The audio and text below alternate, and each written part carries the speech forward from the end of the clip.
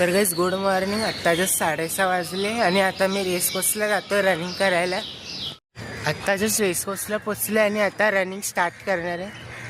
आत्ता just 2 kilometre running झाले आहे आणि अजून 2 किलोमीटर करणार. तर गाईस आत्ता जस्ट 4 किलोमीटर रनिंग कंप्लीट झाले. मग आता घरी जातोय. आत्ता जस्ट आंघोळ करून आलो आणि आता मी देवपूजा करणार.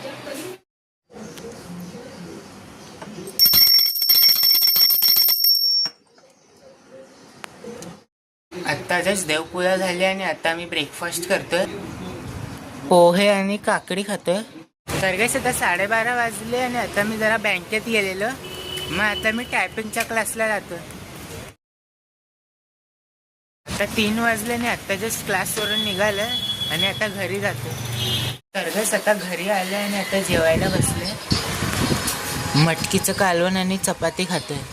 तर गाईस आता जस्ट 8 वाजले आणि आता पाणी भरून झाले. दुपारी जेवल्यानंतर झोपलेलो, मग काही ब्लॉग नाही बनवला आणि आता बुक वाचतोय.